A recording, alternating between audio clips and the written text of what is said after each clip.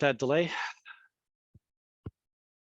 Okay, so we're ready when you are. All right, fantastic.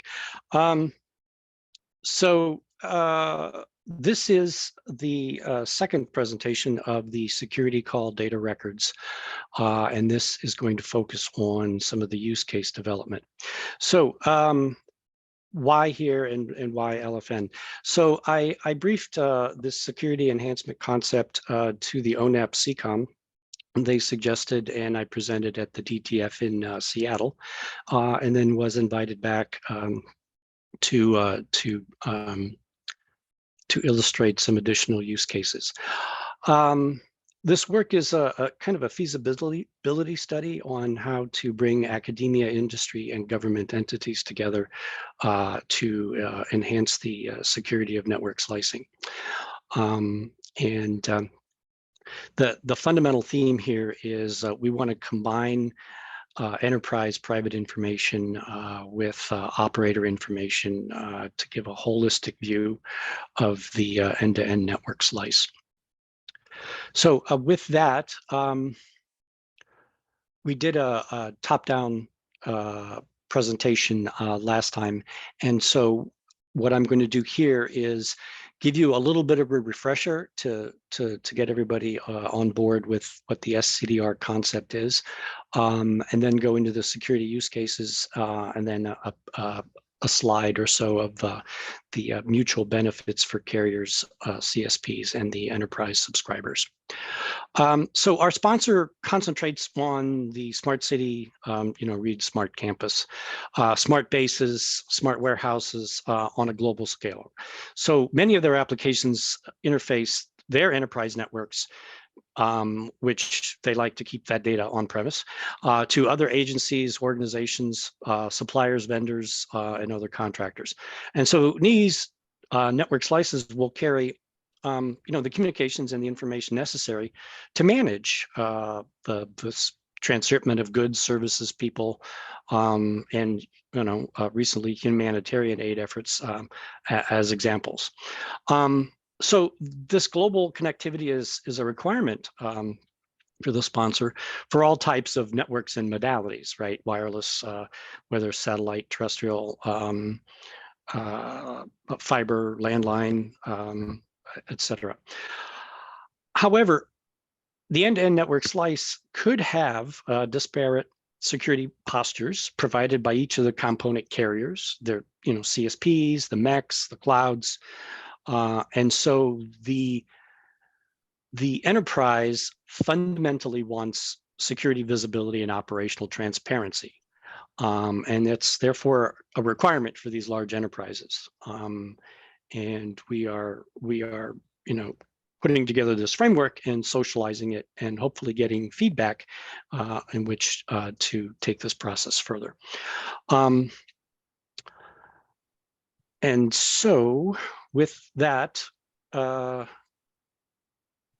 we will get into the overview. So the security call data record, network slicing is going to be this key enabler for companies and enterprise verticals, right? And so what we want is, given that they're going to demand some sort of security visibility and operational transparency for their end-to-end communications, given that 5G markets the ubiquitous connectivity, and I'll get more into the details as we go on. But this enhanced security for commercial entities, even financial, manufacturing, doesn't have to be just government. Better security can be achieved by combining operational data from network slices and private knowledge from these enterprises. The MNOs can't access the internal enterprise knowledge and private information, and so to use in the MNO security analytics. However, the enterprise can and should, we believe, receive some evidence about the MNO's security posture and the operations concerning, their purchased network slice instantiation.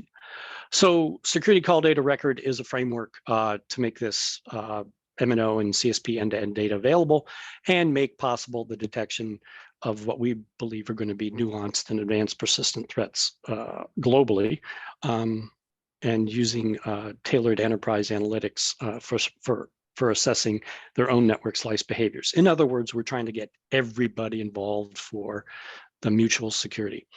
There was another key thing I was going to say about this, but yeah. So let's go into the orchestration and management. So these are the various layers of the end-to-end network slices, hopefully in one slide that illustrates it all. So it's a notional illustration using this high-level overview. And what I want to do is do a little bit of a distinction between ONAP's DCAE, NWDAF, which is in the 3GPP in the core, and how we're seeing SCDR. Right.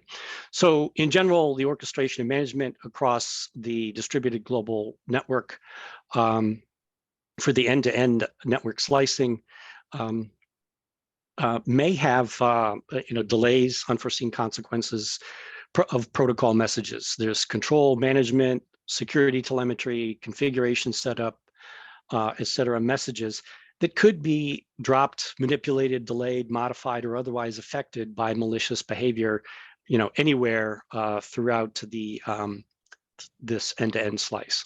The TTP of the malicious actor, may be able to achieve lateral movement in a network, possibly even using a less secure network slice setup to compromise coexisting network slices, on the same hardware, shared backplane, and shared VNF resources of the end-to-end network slice. So if you take a look at this, right, the orchestration and management function sends the slice profile configurations all the way down to the VNF managers sitting on the virtualization part layer that sits on the eventual hardware of each of the component parts of the network slice. So you have the RAN network slice, subnet management function, the transport, the core, right? You have a MAC here, and then ultimately you have the enterprise. So as you can see, each of these particular segments will have some profile information sent to them. And the DCAE in ONAP defines in the operations on how to telemeter back potentially huge amounts of security information in a closed loop manner. And I forget the CLAMP acronym right now, but you get the point. The next piece is we look at NWDAF, which is a virtual network function that you can subscribe to and get artifacts from that, especially security related, that goes up to an operational subsystem layer, business subsystem layer, and it's mostly in the core. Well, what SCDR would like to do is have independent records or application functions that are potentially sent down from the orchestration and management that run independently on each of the pieces of the component and the network slices. And this information then is exposed via APIs to the enterprise and their network functions, and that's where they run the analytics to look at network slice behaviors. Now, obviously, we don't want terabytes of telemetry coming back, but we do want those key security artifacts that I'll talk about a little more. So that's kind of our model where we're coming from. And this is going to be a quick overview of the types of information that we're looking for. Again, we don't want terabytes of information coming back in through an SCDR process, but we do want the key immutable behavior characteristics of what's going on in that component to be able to cross-correlate it against other information from other components to make sure that there's consistency in this network slice, and so that we can detect these anomalies. So the preliminary thoughts here are We want subscriber network profile information. We want bill of materials, some sort of security posture, what version of what security mechanisms are you running? Are you up to date on your patch history, et cetera? In terms of operationally, we have network slice, the connection attributes, right? The admitted connections, dynamic changes to those configurations. That's where we would have some section of this SCDR data. And any CSP detected network slice security anomalies, right? Everyone's going to have their own things running, and what happens when VMs crash, those types of things. Those security anomalies, we would want to have the date, timestamp, et cetera, of those particular events so that they can be correlated against other anomalies.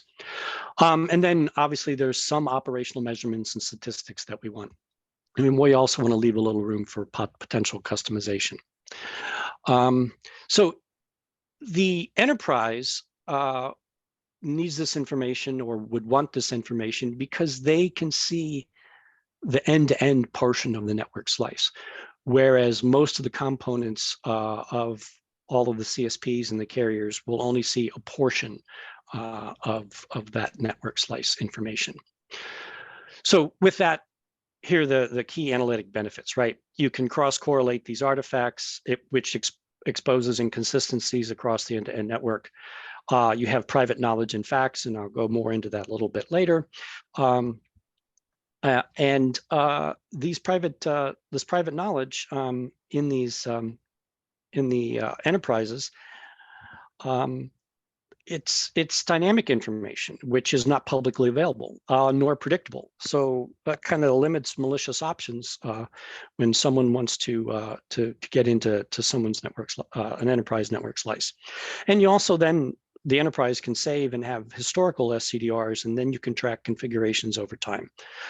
And then, of course, you have all your the enterprise verticals has partners, vendors, suppliers.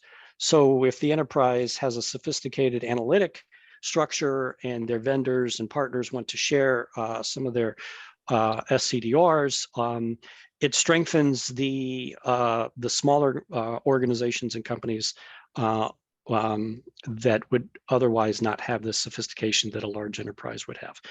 And so we see this as a mutual security benefit across carriers, MNOs, CSPs, with their enterprise consumers.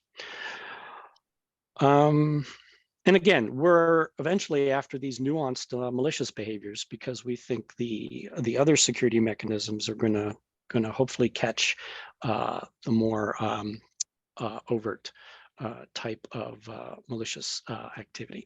So with that, let's go into some security use cases. Here is the notional global 5G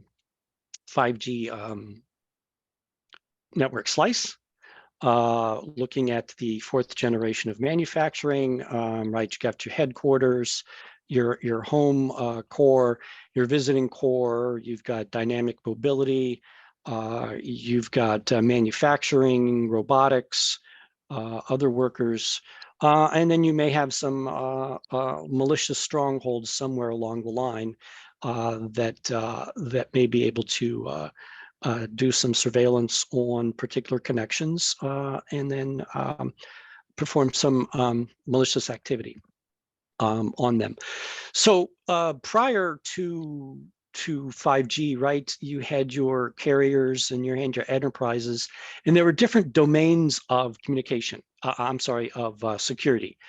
And that paradigm involved with their individual stovepipes because there were clear boundaries between each of these entities. Well, with 5G, you now have tailored network slices that have blended infrastructures, transport structures, cloud services, MEC services, data centers, private 5G networks, where the boundaries are no longer clear as to where your data is at any particular point in time.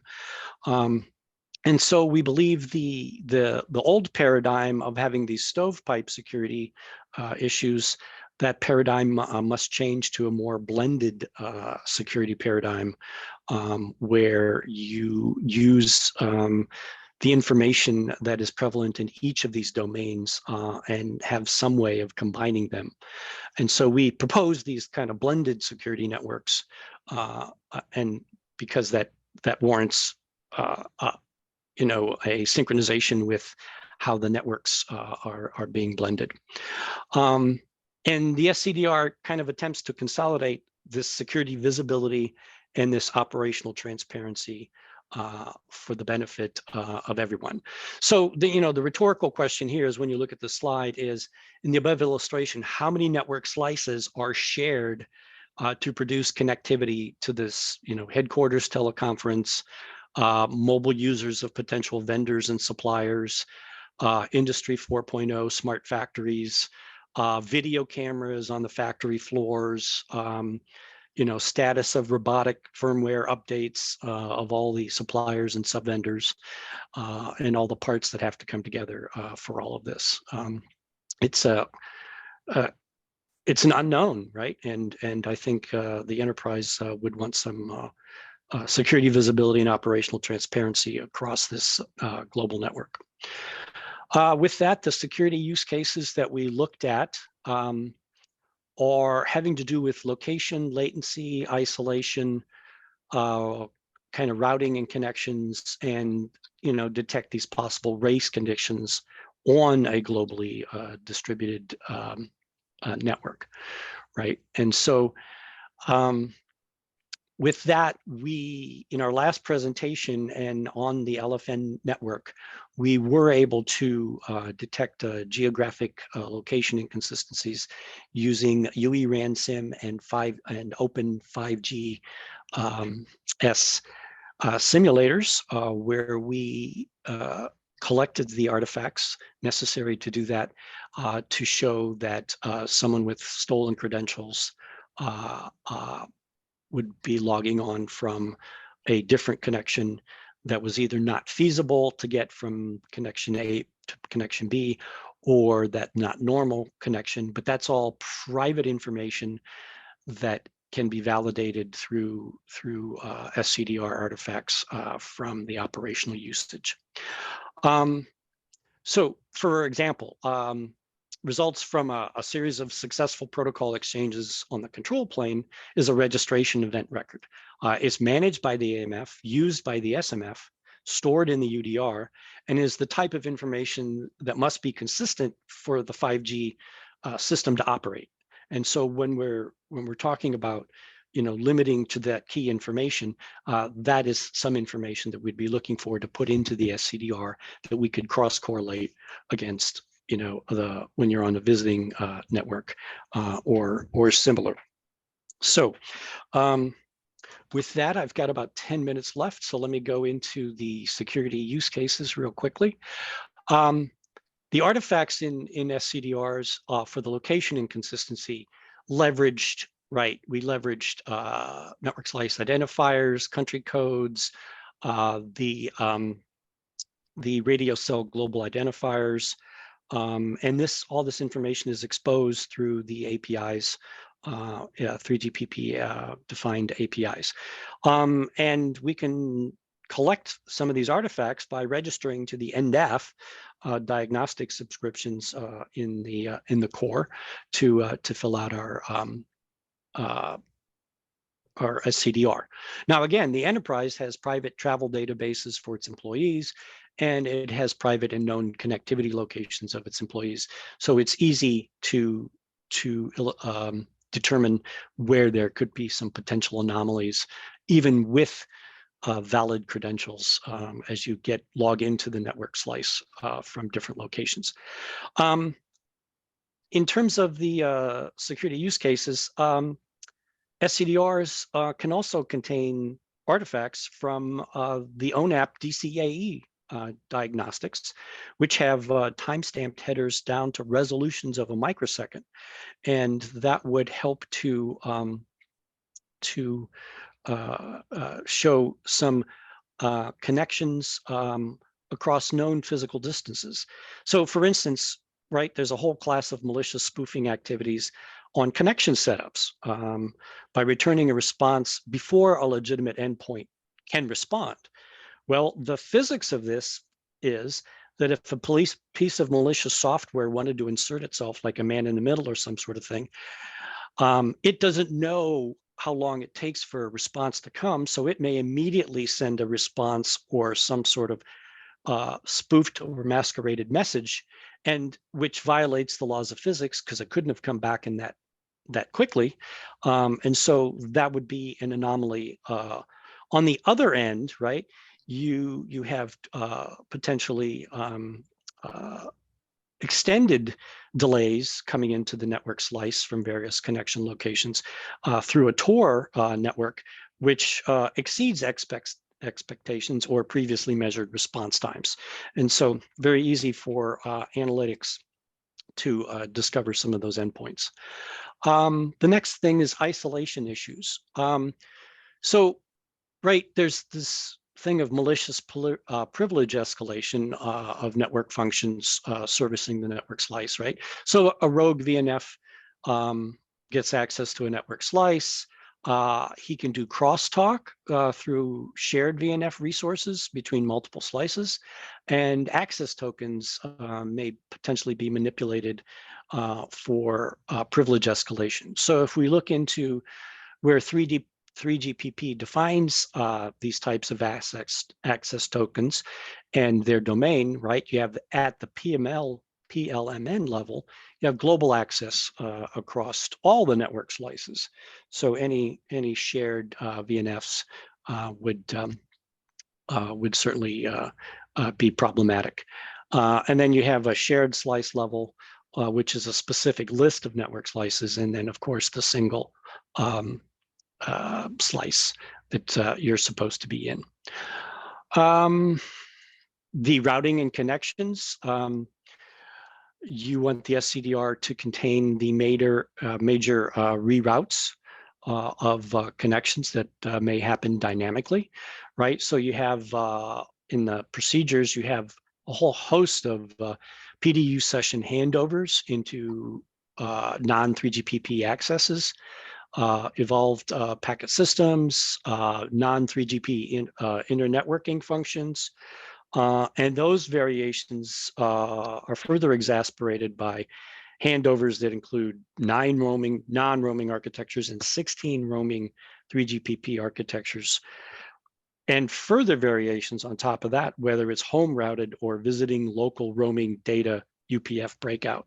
So, right, you as an enterprise really want to know where your data is going and where your data has been. And so SCDR, again, is one mechanism that we've defined as a way to get there.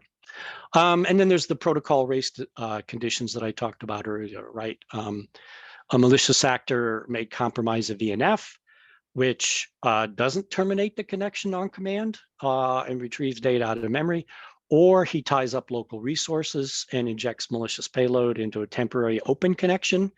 It only has to be for tens of milliseconds, right, to be able to get a small amount of malicious code into the network, into the enterprise from a UPF. Or he can send connection terminated message to restart connections and then and get into and hijack those and possibly even produce DOS effects. So I went through a lot of information. Just want to do a quick summary of what we're really after here is security visibility and operational transparency for the enterprise vertical consumer. And we want to involve everybody in that particular process. It enhances network security for the network operators and the communication service providers from their enterprise subscriptions, because when was the last time neither one of those didn't get a phone call from a dissatisfied customer when something wasn't happening the way they expected? It could be a market differentiator, right? If you build up trust with the enterprises for the service providers, and it could also be a potential source of revenue, right? You can charge for a number of SCDR records to be generated and forwarded to the enterprise. But one more thing, it leverages expertise sourced from the enterprise IT SOCs. There's a lot of experience, skill, and cyber analysis for anomaly detection just like the open source community leverages, you know, all of this experience and expertise to build secure and better open source products, so too can this information be fed back to the network operators and the communication service providers, you know, of the through their enterprise subscriptions. I tried to get a better number for this. I know there is telecom fraud. I looked on the internet, but let's suffice to say that maybe SCDR can also help in discovering and fixing vulnerabilities quicker, and therefore reduce the amount of fraud that is out there. I know I'm quickly reaching the end of my time here. So if there are any comments and or questions, please send this to the email address here. We really want your opinions as to what you think about this. So we have a 2-page marketing glossy that is publicly releasable. There's the previous presentation to DTF that has the video demo running real live UE Ransom 3GPP code and Open 5G code in a simulator software. And so you can see all of that running. This presentation is a follow-up, and I thank you for inviting me back, excuse me, to focus on some further use cases for research. And lastly, we're in the process of doing our public release, a MITRE public release for our white paper that focuses on the benefits of SCDR to carriers and vendors. So if you have any interest in that, for further information, please send in me emails to the address as shown right here. With that, I'm right at my time. I'm willing to stay online for anyone who wants to ask any questions, and I apologize for running a little over. Thank you.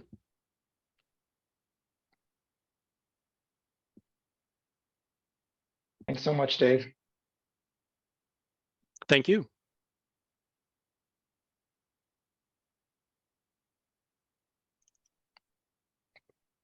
Okay, hearing nothing, I'll let you all get on to your breakfast, lunches, and dinners, depending upon where you're at. Over. Thanks, Dave. Thank you, Dave. Thank you, everybody. Thank you. That is the last of our sessions for the day. Next session will be starting at 1300 UTC tomorrow. That's 5 a.m. Pacific. And we look forward to seeing everyone there. Thank you very much, everyone. Thanks, Casey. See ya.